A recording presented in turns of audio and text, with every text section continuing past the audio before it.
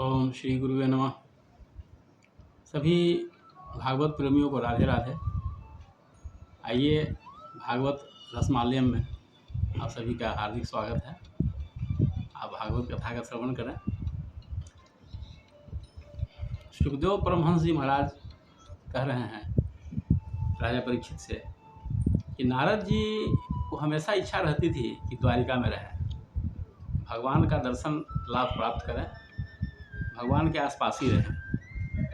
इस कारण से वे जब भी द्वारिका से बाहर जाते हैं तो तुरंत घूम फिर के चले आते हैं, कोई ना कोई बहाना लगा करके फिर द्वारिका में चले आते हैं। असली बात यह रहता था कि उनको हमेशा इच्छा ये रहती थी कि भगवान कृष्ण का दर्शन हमको होता रहे। उनके दर्शन की बड़ी लालसा थी उनके मन में। एक दिन वे वासुदेव जी के घर आए, भगवान कृष्ण के पिता के महल में वे गए तो उन्हें देख करके वसुदेव जी बड़े प्रसन्न हुए। स्वाभाविक है, किसी के घर नारद भगवान आवे तो प्रसन्नता होनी स्वाभाविक है। तो वसुदेव जी ने उनकी विधिवत पूजा की, अभिवादन किया। जो हमारी संस्कृति है उसके अनुसार उन्होंने नारद भगवान की पूजा की और बड़े प्रसन्न हुए वसुदेव जी। और वसुदेव जी ने उनसे कहा, नारद भगवान से, कि माता पिता का आगमन पुत्र के लिए, ये बात हम सबको भी सुनना चाहिए, विशेष ध्यान दे करके, कि माता पिता का आगमन पुत्र के लिए और संतों का आगमन गृहस्थ के लिए बड़ा मंगलमय होता है। किसी के घर उसके माता पिता जाएं और किसी परिवार में साधु संतों का आगमन हो तो वो हमेशा मंगलमय ही होता है। इस संबंध में बड़ा सुंदर एक श्लोक है भागवत में, 11वें स्कंद के 2 अध्याय का 4था श्लोक है कि भगवान भवतो यात्रा स्वस्थय सर्वदेहिनाम कृपणानाम यथा पित्रो उत्तम श्लोक वर्तमानाम।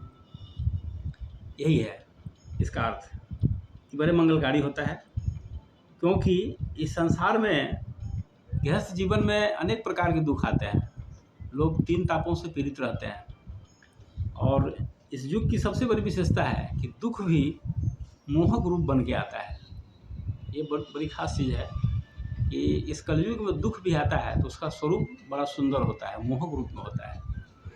क्योंकि हमारे आसपास जो भी लोग हैं, हमारे जीवन में कोई प्रसन्नता की घड़ी आती है, उसके पीछे बहुत बड़ा दुख भी छुपा रहता है।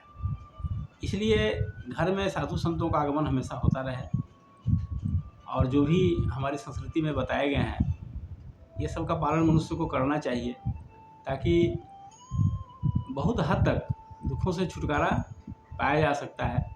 जो प्रारब्ध में होगा वो तो भोगना ही है सबको। इस प्रकार कह करके भगवान नारद के सामने वसुदेव जी बोले, अपनी प्रसन्नता व्यक्त किए। इस पर नारद जी से वसुदेव जी पुनः कह रहे हैं कि मेरा एक प्रश्न है। मेरा एक प्रश्न ये है कि मैंने पूर्व जन्म में भगवान की आराधना की थी उन्हें पुत्र रूप में प्राप्त करने के लिए, क्योंकि भगवान की लीला सुनकर मैं इतना प्रसन्न रहता था कि मुझे बहुत इच्छा होती थी कि एक बार भगवान मेरा पुत्र बनकर आवे। तो इस पुत्र प्राप्ति के उद्देश्य से मैंने भगवान की पूजा की और भगवान ने मेरी मनोकामना पूरा भी किया। भगवान स्वयं पुत्र रूप में मेरे घर आए, जन्म लिए। लेकिन अब हमको ऐसी इच्छा है कि अब हम जन्म मृत्यु रूप जो भयावह जो समुद्र है, जन्म मृत्यु रूप जिसे भवसागर कहते हैं, इससे मैं पार हो जाऊं। वही कह रहे हैं नारद भगवान से कि मुझे आप ऐसा उपदेश दीजिए कि मैं इस भवसागर से मैं पार हो जाऊं, ऐसा उपदेश हमको दीजिए। देखिए, यहाँ एक बड़ी बात है कि पुत्र प्राप्ति के लिए लोग जो प्रयास करते हैं, चाहत करते हैं, या कोई भी संतान, अब कहीं कोई भेदभाव ऐसा है नहीं, तो पुत्र शब्द के पीछे कुछ खास भाव भी होते हैं। तो अगर किसी को भी कृष्ण की तरह पुत्र चाहिए और कृष्ण के बाद छोड़ दीजिए, एक अच्छा इंसान पुत्र रूप में मिले, इसके लिए बिना तपस्या किए नहीं होता है। इसके लिए कुछ साधना करनी पड़ती है। तपस्या का मतलब ये नहीं है कि मनुष्य पहाड़ पर चला जाए, घर में रहकर भी कुछ साधनात्मक मानसिक स्थिति बनाई जाती है, तब सुपुत्र पैदा होता है। नहीं तो आज देख रहे हैं कि हर घर में कैसे कैसे लोग आ रहे हैं नई पीढ़ी में कि घर के सामने, परिवार के सामने और पूरे समाज के सामने बहुत बड़ी बड़ी समस्याएं खड़ी कर देते हैं। इसलिए अगर किसी को संस्कारवान संतान चाहिए तो उसके लिए उसको कुछ तपस्या करनी पड़ेगी। गायत्री परिवार में इसके लिए आओ गढ़े संस्कारवान पीढ़ी नाम का एक कार्यक्रम चल रहा है कि जन जन को इस विधि से अवगत कराया जाए। तो आप सभी इस कार्यक्रम में जुड़िए और गायत्री परिवार के माध्यम से इस बात को जानने का प्रयास कीजिए। जैसा वसुदेव जी ने किया था वैसा सबको करना चाहिए। तो पहला तो उनका प्रयास ऐसा कि पुत्र के रूप में हमें भगवान की प्राप्ति हो, लेकिन अब उनकी इच्छा है कि नहीं, अब हम जन्म मृत्यु रूप से परे हो जाए, हमारा फिर अगला जन्म कहीं नहीं हो, हमको मोक्ष की प्राप्ति हो जाए, परम धाम में हम चले जाएं। इसलिए भगवान नारायण से उन्होंने ऐसा कहा कि मैं जन्म मृत्यु रूप भयावह संसार से मुक्त हो जाऊं, ऐसा हमको आप उपदेश कीजिए। तो इस पर नारद जी बड़े प्रसन्न हुए, क्योंकि प्रश्न अगर जानदार हो, शानदार हो, तो सुनने वाले को भी अच्छा लगता है। और प्रश्न अगर भगवान से संबंधित हो तो प्रश्न करने वाला, सुनने वाला और जवाब देने वाला तीनों पवित्र हो जाते हैं। जो प्रश्न करे वह भी, जो उत्तर सुने वो भी, और जो प्रश्न करता हो वो, तीनों का कल्याण हो जाता है। इस प्रश्न से प्रसन्न होकर के नारद जी ने वसुदेव जी से कहा कि तुम्हारा जो प्रश्न है वह भागवत धर्म से संबंधित है। भागवत धर्म की चर्चा हम करेंगे विशेष रूप से, और इससे सारे विश्व को यह जीवन दान देता है भागवत धर्म। इस भागवत धर्म को सुनने, कहने, स्मरण करने या अनुमोदन करने से मानव उसी समय पवित्र हो जाता है।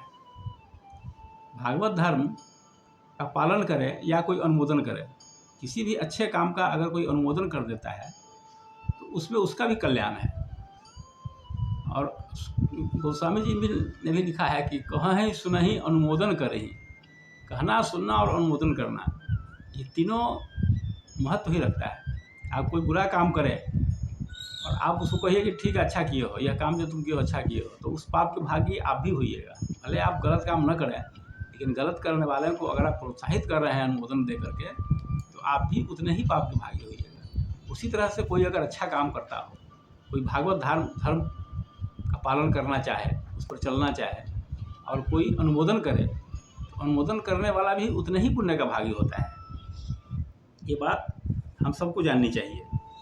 इस संबंध में एक 12वां श्लोक है इसी अध्याय में कि श्रुतो अनुपठितो ध्यात आदृतो वानुमोदितः सद्यः पुनाति सद्धर्मो देव विश्व द्रुहोपहि।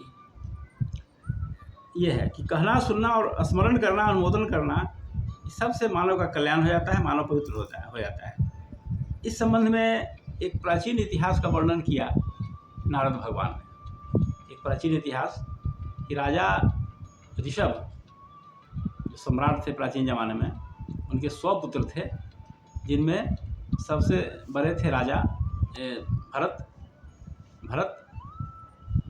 जो हर तरह से विद्वान थे, धर्म प्रेमी थे, सर्वगुण संपन्न थे।